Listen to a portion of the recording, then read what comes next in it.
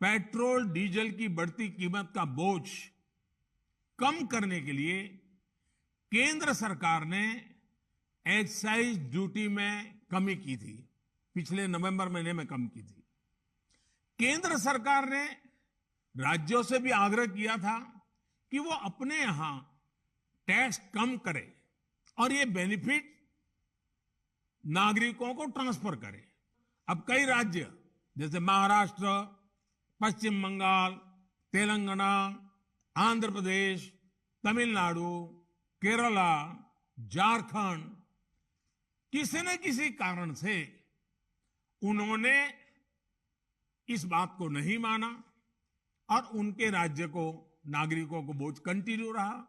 नमस्कार, मैं अंकित शर्मा और हॉक फीड न्यूज में आप सभी का स्वागत है। दोस्तों, हमारे देश के अलग अलग राज्यों में पेट्रोल के दाम लगातार बढ़ते जा रहे हैं। आज प्रधानमंत्री मोदी ने देश के तमाम मुख्यमंत्रियों के साथ कोरोना को लेकर एक विशेष मीटिंग की, लेकिन इस मीटिंग के दौरान प्रधानमंत्री मोदी ने पेट्रोल को लेकर भी जमकर बेबाकी से अपनी राय रखी और जितने भी ऐसे मुख्यमंत्री हैं जो कि लगातार पेट्रोल के दाम बढ़ा रहे हैं, उन पर टैक्स बढ़ा रहे हैं, उनको पीएम मोदी ने खूब खरी खोटी सुनाई है, जमकर लताड़ लगाई है। देखिए प्रधानमंत्री जी का ये जबरदस्त वीडियो।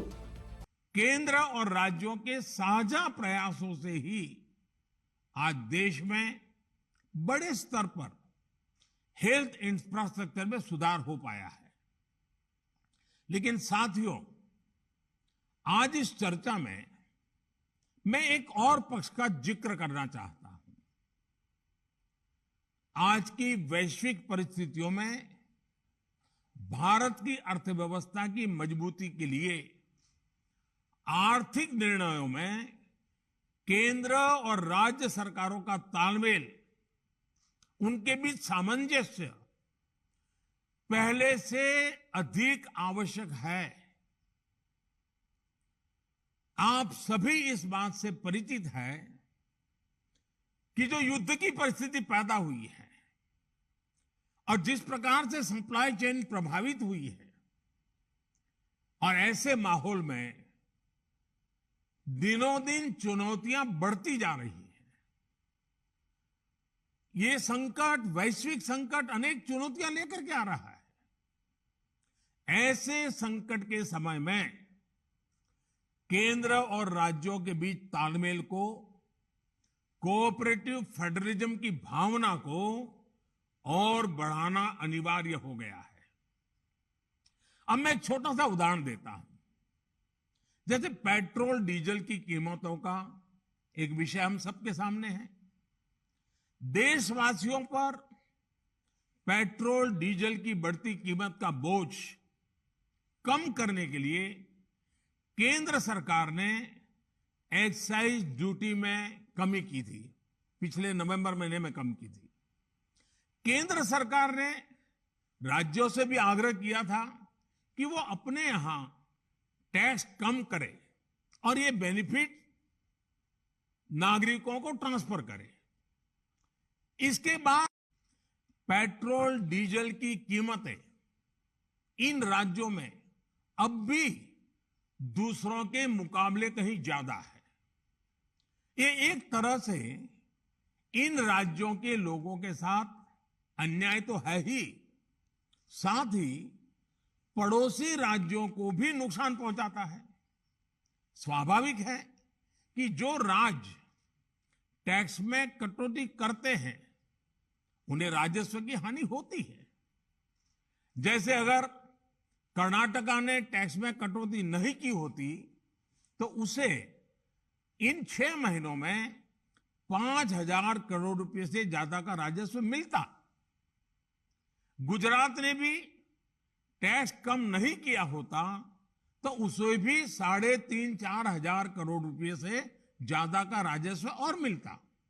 लेकिन ऐसे कुछ राज्यों ने अपने नागरिकों की भलाई के लिए, अपने नागरिकों को तकलीफ न हो इसलिए अपने वेट में, टैक्स में कमी की, पॉजिटिव कदम उठाए।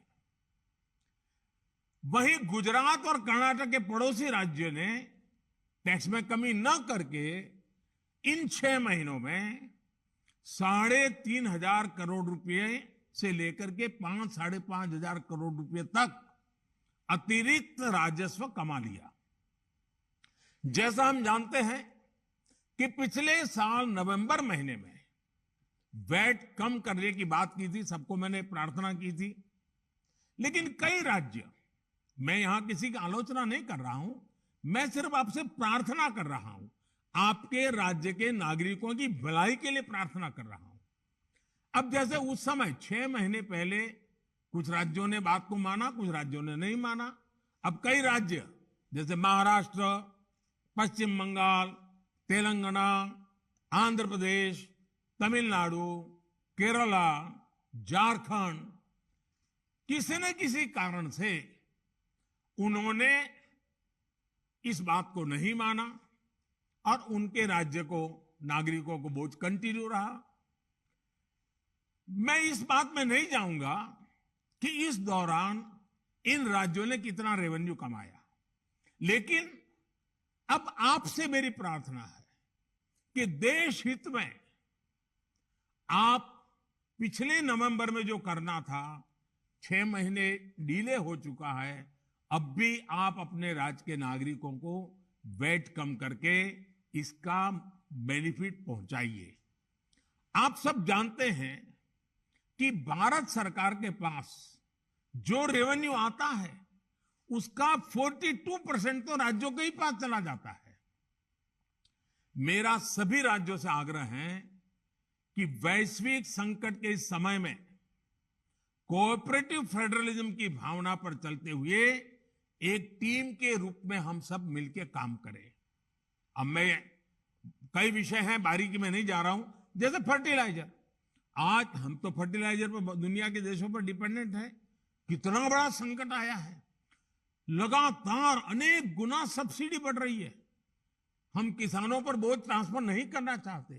अब ऐसे संकट झेलने पड़ रहे हैं, तब मैं आप सबसे आग्रह करता हूं, प्रार्थना करता हूं कि आप अपने राज्य, अपने पड़ोसी राज्य, सभी देशवासियों के हित में उसकी सर्वोच्च प्राथमिकता दे। मैं एक और उदाहरण देता हूं। अब नवंबर में जो करना था नहीं किया, इसलिए पिछले 6 महीने में क्या हुआ है, आज चेन्नई में, तमिलनाडु में पेट्रोल करीब 111 रुपया के पास है। जयपुर में 118 से भी ज्यादा है। हैदराबाद में 119 से ज्यादा है। कोलकाता में 115 से ज्यादा है। मुंबई में 120 से ज्यादा है। और जिन्होंने कटौती की, मुंबई के ही बगल में दीव दमन में 102 रुपया है। मुंबई में 120, बगल में दीव दमन में 102 रुपया। अब कोलकाता में 115, लखनऊ में 105, हैदराबाद में 120 करीब करीब, जम्मू में 106, जयपुर में 118, गुवाहाटी में 105, गुड़गांव में 105 है। देहरादून, छोटा राज्य हमारा उत्तराखंड, 103 रुपया है। मैं आपसे आग्रह करता हूं कि आप 6 महीने भले जो कुछ भी आपका रेवेन्यू बढ़ा आपके राज्य के काम आएगा, लेकिन अब पूरे देश में आप सहयोग कीजिए। ये मेरी आपको विशेष प्रार्थना है। आज साथियों, एक विषय और जिस पर भी मैं अपनी बात आज कहना चाहता हूं। देश में गर्मी तेजी से बढ़ रही है और समय से पहले बहुत गर्मी बढ़ रही है, और ऐसे समय में हम अलग अलग स्थानों पर आग की बढ़ती हुई घटनाएं भी देख रहे हैं। जंगलों में, महत्वपूर्ण इमारतों में, अस्पतालों में आग की कई घटनाएं बीते कुछ दिनों में हुई है। हम सबको याद है वो दिन कितने पीड़ादायक थे जब पिछले साल कई हॉस्पिटलों में आग लगी, और वो बड़ी दर्दनाक स्थिति थी। बहुत मुश्किल समय था वो। अनेक लोगों को इन हादसों में अपनी जान गंवानी पड़ी थी। इसलिए मेरे सभी राज्यों से आग्रह है कि अभी से हम विशेषकर हॉस्पिटलों का सेफ्टी ऑडिट करवाएं, सुरक्षा के इंतजाम पुख्ता करें और प्राथमिकता के आधार पर करें। ऐसी घटनाओं से हम बच सके, ऐसी घटनाएं कम से कम हो, हमारा रिस्पांस टाइम भी कम से कम हो, जान माल की हानि ना हो, इसके लिए भी मैं आपको आग्रह करूंगा कि आप अपनी टीम को विशेष रूप से इस काम पर लगाइए और बिल्कुल मॉनिटरिंग कीजिए ताकि देश में कहीं हादसा न हो, हमारे निर्दोष नागरिकों को जान न गंवानी पड़े। साथियों, आप सभी ने समय निकाला, इसके लिए मैं एक बार फिर आप सबका आभार व्यक्त करता हूं और हमेशा मैं आपके लिए उपलब्ध रहता हूं। कोई भी जरूरी सुझाव आपके होंगे तो मुझे अच्छा लगेगा। मैं फिर एक बार आप सबका बहुत बहुत धन्यवाद करता हूं। वीडियो आपने देख लिया, अब आप इस वीडियो को शेयर करें और देश हित चैनल हॉकफीड को अभी सब्सक्राइब करें। फिलहाल के लिए जय हिंद, जय भारत, नमस्कार।